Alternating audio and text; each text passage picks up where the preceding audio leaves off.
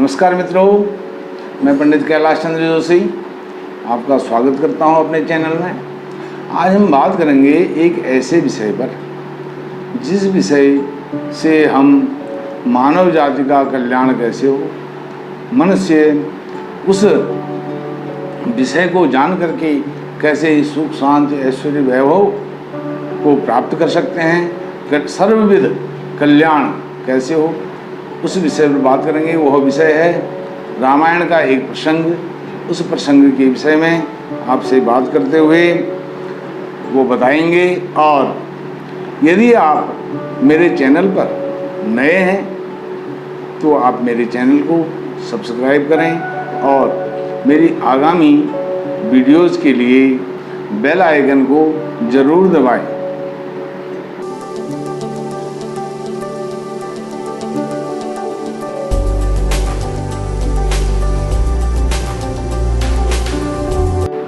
मित्रों, जो मैं रामायण का प्रसंग आपके सामने लाया हूँ वो रामायण का प्रसंग श्री रामचरितमानस से लिया गया है और अयोध्या कांड से लिया गया है। अयोध्या कांड प्रारंभ होते ही अयोध्या कांड की प्रारंभ की 8 चौपाइयाँ वह मैं आपके सामने शेयर करने वाला हूँ।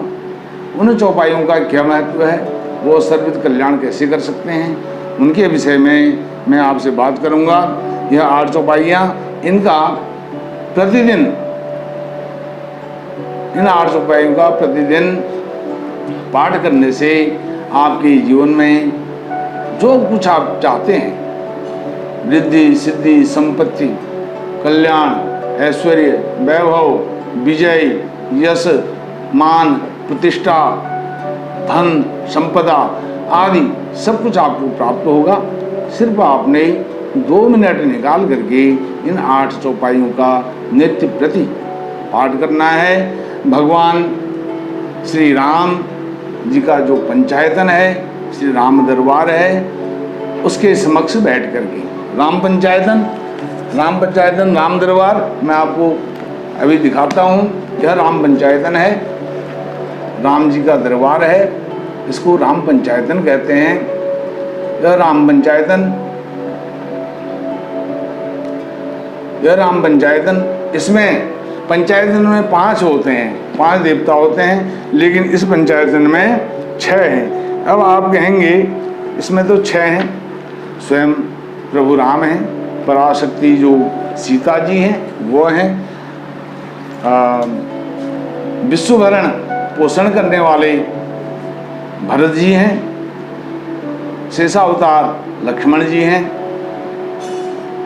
शत्रुहंता शत्रुओं का विनाश करने वाले शत्रुघ्न जी हैं और अंजनी नंदन मारुति हनुमान जी विराजमान हैं। अब आप कहेंगे इसमें 6 हैं, ये पंचायतन आप इसको कह रहे हो, पंचायतन कैसे हुआ? जो राम जी हैं और सीता जी हैं यह भिन्न भिन्न नहीं है, यह अभिन्न है, यह एक हैं। राम जी और पराशक्ति सीता जी। यदि राम जी को प्राप्त करना है तो सीता जी को पहले प्रणाम करना पड़ेगा, उनकी पूजा करनी पड़ेगी, उनका सानिध्य प्राप्त करना पड़ेगा, तब राम जी प्राप्त होंगे। इसके विषय में आगे विस्तार पूर्वक चर्चा करेंगे। सबसे पहले आपको बताते हैं अयोध्या कांड की प्रथम 8 चौपाइयाँ। जब ते राम ब्याई घर आए, नित नव मंगल मोद बधाई। यह पहली चौपाई है। जब से रामचंद्र जी विवाह करके अपनी पत्नी के साथ नववधू के साथ अयोध्या में आए हैं, तब से नित नव मंगल बधाइयाँ बधावे वहाँ पर बजाए जा रहे हैं, शुभकामनाएं दी जा रही हैं, अनेक प्रकार से मंगल हो रहा है। भुवन 4 भूधर बारी सुकृत मेघ वर्षे सुखवारी।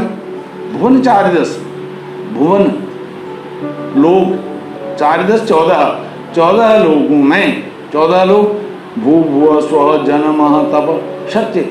पृथ्वी और पृथ्वी से ऊपर के 7 लोग, अतल पितल सुतल तलातल पाताल आदि नीचे के जो लोग हैं, सब मिला करके 14 जो भुवन हैं, 14 लोक हैं, इन 14 लोकों में सुकृत मेघ वर्षे सुखवारी, जो सुकृत मेघ हैं वह इन 14 भुवनों के पर्वतों पर पुण्य रूपी वर्षा कर रहे हैं। जब श्री राम जी विवाह करके अयोध्या लौटे हैं, रिधि सिद्धि संपत्ति नदी सुहाई, उमगी अवध अम्बुति कहूँ आई। रिधि सिद्धि संपत्ति नदी सुहाई, जितनी भी नदियाँ हैं वो नदियाँ रिद्धि और सिद्धि लेकर के आ रही हैं। कहाँ आ रही हैं? उमगी अवध अम्बुति कहूँ आई, उमड़ उमड़ करके आ रही हैं। अवध, अवध में आ रही हैं। अम्बुति, अवध रूपी सागर में, अवध रूपी समुद्र में आ रही हैं। संपूर्ण रिधि सिद्धियों को लेकर के वह नदियाँ उमड़ उमड़ करके अयोध्या रूपी महासागर में आ रही हैं, रिधि सिद्धियों को लेकर के। मणिगणपुर नर नारी सुजाति, सुचि अमोल सुंदर शोभाति। मणिगणपुर नर नारी सुजाति, नर नारी सुजाति, जो नर हैं और नारियां हैं, स्त्री पुरुष हैं, कहाँ के? अयोध्या के, अवध के, अयोध्यापुरी के। वह अयोध्या वासी सब नर नारी मणि रूप, मणियों के समान सुशोभित हो रहे हैं। वो मणि, अब मणि क्या होती है? अनमोल होती है, जिसका कोई मूल्य नहीं होता है, पवित्र होती है और बहुमूल्य होती है, जिसका मूल्य चुकाया नहीं जा सकता है। यह सब इस प्रकार से सुशोभित हो रहे हैं। अयोध्या में कहीं न जाए कछु नगर विभूति, जन्म ऐतने विरंच कर दोती। कहीं नहीं जाए कछु नगर विभूति, इस नगर की अर्थात अयोध्या पुरी की जो विभूति है, वैभव है, उसको सामान्य जो वाणी है, इस वाणी से उसका वैभव कहा नहीं जा सकता है। ऐसा वैभव वहाँ पर दृष्टिगोचर हो रहा है। अद्भुत वैभव, अनुपम वैभव, अलौकिक वैभव, ऐसा वैभव हो रहा है कि जनु ऐतने विरंच कर दोदी। ऐसा जान पड़ता है, ऐसा प्रतीत होता है। विरंची जो ब्रह्मा जी हैं, जिन्होंने संपूर्ण सृष्टि की रचना करी है, उनकी रचना यहाँ पर थम सी गई है। इससे अनुपम, इससे श्रेष्ठ, सर्वश्रेष्ठ कोई रचना नहीं हो सकती है। ऐसी रचना यहाँ पर दिखाई देती है, प्रतीत होता है ऐसा कि अयोध्या में यह सब जो वैभव हो रहा है, यह ब्रह्मा जी की अनुपम कृति है। सब विधि सब पुर लोग सुखारी, सब विधि सब पुर लोग सुखारी। रामचंद्र मुख चंद निहारी। सब पुर सब विधि लोग सुखारी। सब प्रकार से सब लोग, स्त्री पुरुष बाल वृद्ध, सभी लोग सुखी हो रहे हैं। और कैसे सुखी हो रहे हैं? रामचंद्र मुख चंद निहारी। श्री रामचंद्र जी की जो मुखमंडल है रामचंद्र जी का, उसको निहार करके, रामचंद्र जी के उस चंद्र रूपी मुख को देख करके सब आनंदित अपने आप को महसूस कर रहे हैं। परमानंद को वह प्राप्त कर रहे हैं, परमानंद प्राप्त कर रहे हैं। इस प्रकार से मुदित मातु सब सखी से, मातु सब सखी से, मुदित मातु सब मातु, जितनी भी माताएं हैं, कौन कौन माताएं हैं? कौशल्या जी हैं, कैकेयी जी हैं, सुमित्रा जी हैं, और उनकी जो सखियां हैं, सहेलियां हैं, जितनी भी स्त्रियां हैं, वह सब प्रसन्न चित्त हैं सखी सहेलियों के साथ। और फलित बिलोक मनोरथ भी, और उसका फल ऐसा है कि वो कैसे, वो कह रहे हैं जो हमारी अयोध्या रूपी बेल है, यह किस प्रकार से फल फूल रही है, फलित हो रही है। वहाँ की सब नर नारियाँ, अर्थात संपूर्ण समस्त नारियाँ, माताएं सहित अपने बेल को फलता हुआ, फूलता हुआ, प्रफुल्लित होता हुआ देख करके, पल्लवित होता हुआ देख करके परम प्रसन्न चित्त हैं।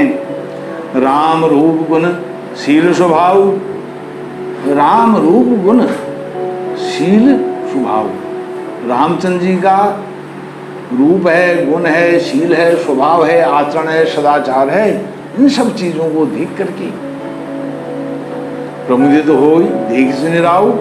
जो राव, राव कहा गया है यहाँ पर राजा के लिए। राजा कौन है? दशरथ जी। जो महाराज दशरथ हैं वो परम प्रसन्न हो रहे हैं। क्यों हो रहे प्रसन्न?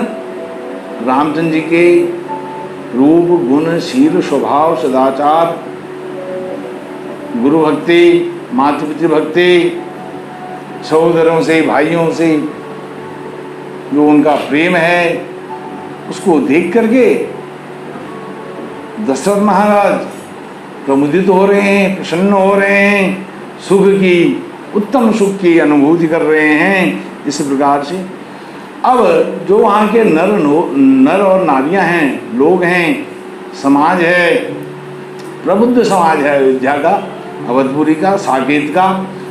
वहाँ साकेतवासी क्या कामना करते हैं? जब ऐसा सब वो अनुभव कर रहे हैं, ऐसा वैभव देख रहे हैं, ऐश्वर्य देख रहे हैं, तब वो अनुभव राजा से अपनी बात कहना चाहते हैं, महाराज से।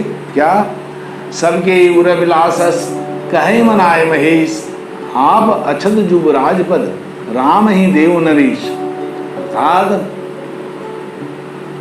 सब लोगों की यही कामना है कि अब महाराज दशरथ जी को विलंब नहीं करना चाहिए। सबके हृदय में, अंतरंग में, अंतरात्मा में यही एक बात है और कुछ नहीं चाहिए उनको।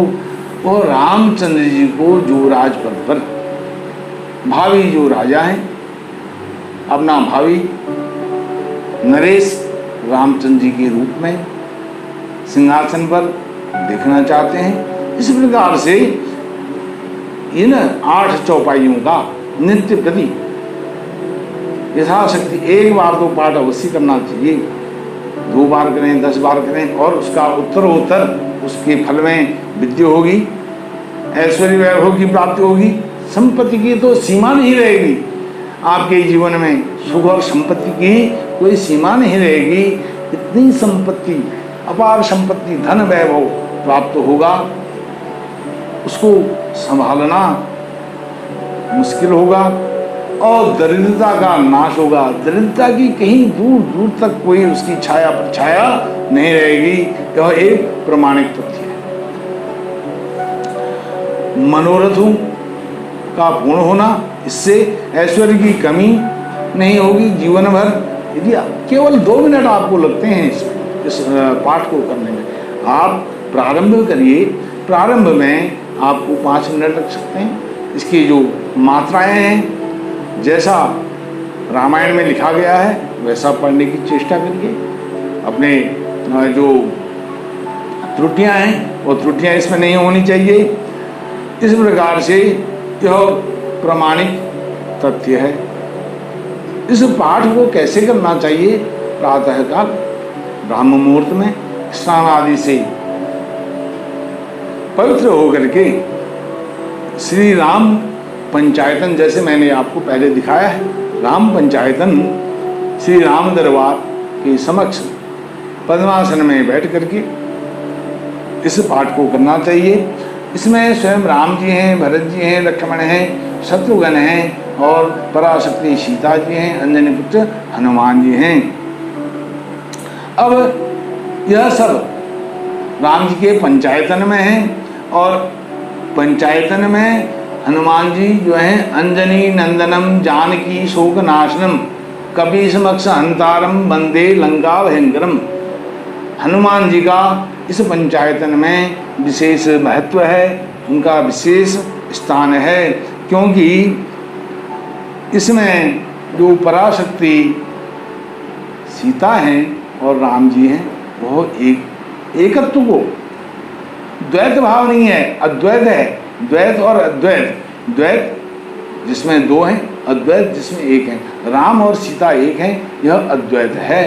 इस प्रकार से वह अद्वैत रूप में यहाँ पर हैं, हमको दिखाई देती हैं, लेकिन वह एक ही हैं। इस प्रकार, क्योंकि मैंने जैसे पहले कहा, सीता जी की भक्ति करके ही राम जी को पाया जा सकता है। राम जी को पाना है, सीता जी की भक्ति करनी चाहिए, क्योंकि सीता सर्वत्र विराजमान है, विद्यमान है।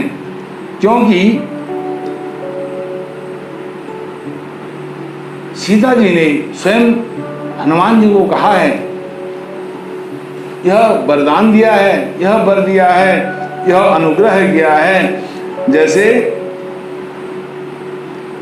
सीता जी स्वयं कहती हैं हनुमान जी से, अजर अमर गुण निधि सुत हो। यह सुंदरकांड का प्रसंग है। अमर अजर, अजर अमर गुण निधि सुत हो, करहूँ बहुत रघुनायक छो। अजर अमर हो, अजर अजर अर्थात आपको कभी बुढ़ापा जरा न आए, बुढ़ापा में अमर हो, कभी आप मरो नहीं, अमर जो मृत्यु को प्राप्त कर मृत्यु पर विजय प्राप्त कर ले, वह अमर है। इसलिए हनुमान जी हमेशा चिरजीवी में आते हैं।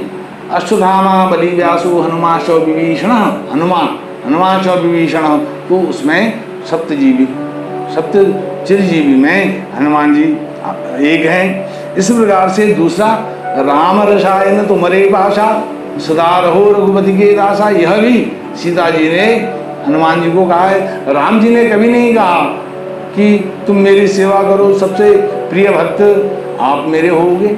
हनुमान जी को कभी ऐसा नहीं कहा। सीता जी की पराभक्ति की, पराशक्ति की भक्ति करने से राम जी की भक्ति यहाँ पर उनको प्राप्त हुई है।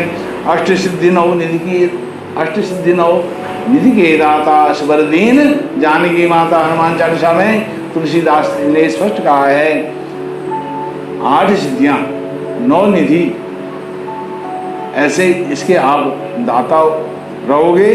और ऐसा वरदान सीता जी ने अंजनी पुत्र हनुमान जी को दिया था। आप पर सीताराम चंद्र जी की कृपा बनी रहे। यहाँ पर मैं अपनी वाणी को विराम देने से पूर्व आपसे एक और बात कहूँगा कि मैंने पहले भी रामायण के विषय में वीडियो बनाई है। आप वीडियो को देखने के लिए ऊपर दिए गए आई बटन पर क्लिक करें और मित्रों, श्री सीतारामचंद्र जी आपका सर्वदा कल्याण करें और विश्व में यत्र तत्र सुख शांति ऐश्वर्य वैभव सबको प्राप्त हो, इसी शुभकामना के साथ जय श्री राम, नमस्कार।